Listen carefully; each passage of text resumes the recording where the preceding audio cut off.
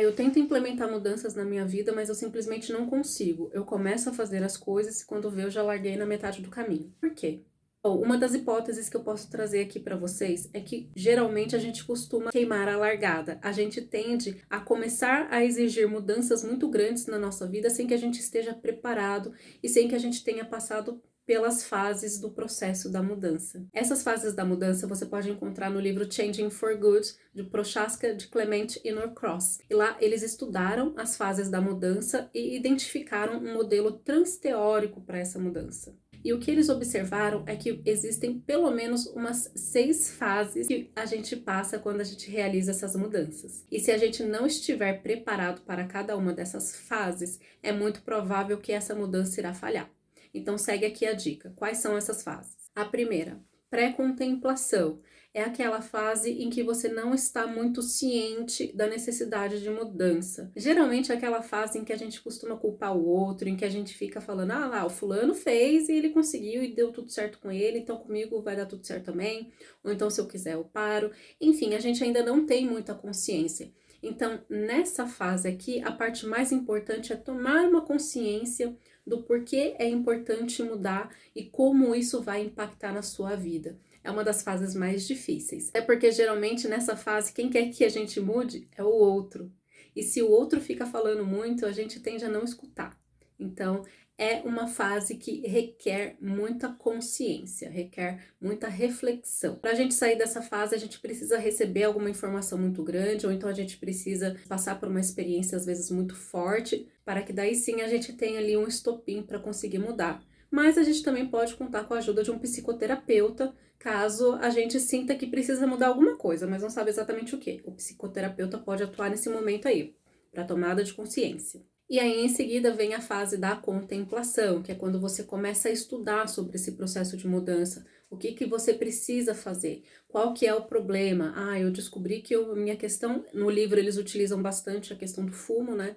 Eu descobri que cigarro faz mal para a saúde, como que faz mal. Você começa a estudar tudo sobre fumar, sobre a mudança de hábitos, sobre uma perspectiva de vida mais saudável. E aí, vem a fase da preparação. É aquele momento que você respira fundo e fala, tá, eu vou começar a dar os primeiros passos aqui. Como que eu vou fazer?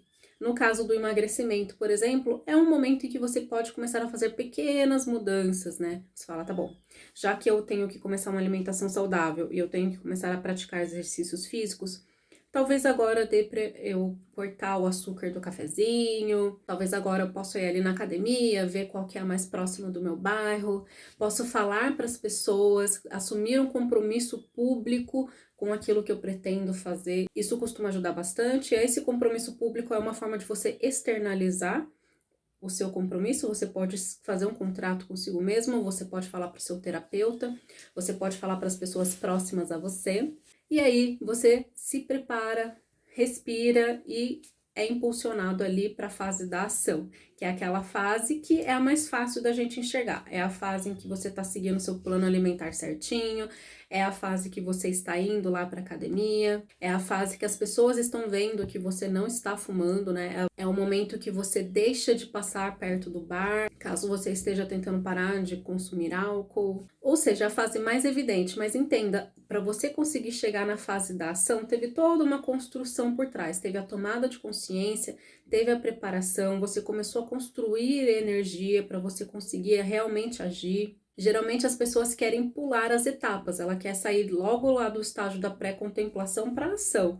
E aí ela não consegue construir essa energia nas outras etapas e acaba que aqui na ação ela começa com tudo, depois ela desiste. Só que não acaba aqui. É outro erro também, as pessoas acham que acaba só na ação.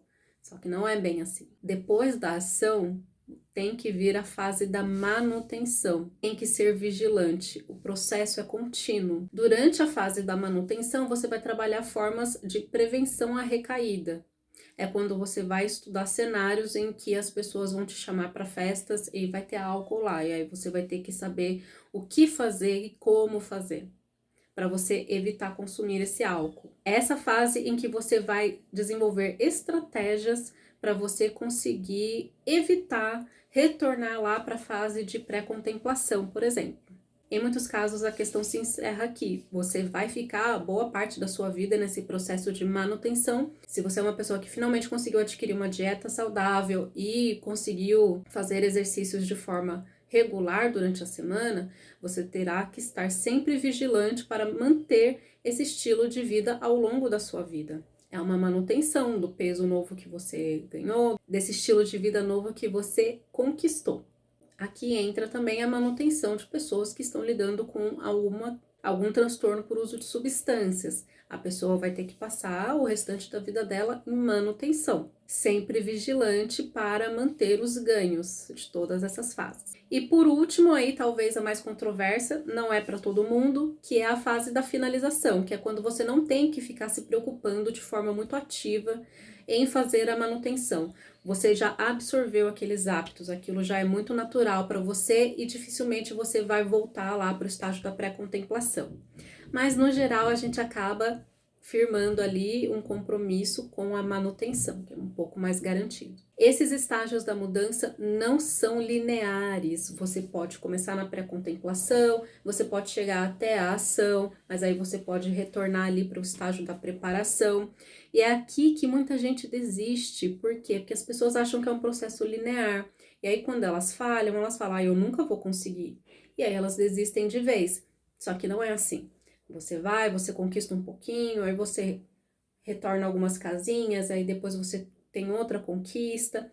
O importante aqui é fazer, e o importante é entender que é muito provável que você vá falhar. É muito provável que você possa ter recaídas, mas entender que você pode ter recaídas te ajuda a te impulsionar a continuar seguindo em frente, a não desistir. Essa que é a grande questão, é não desistir. Então, se você está tentando implementar o seu processo de mudança, lembre-se, todos nós podemos e muito provavelmente iremos falhar em algum momento. E tá tudo bem, faz parte do processo.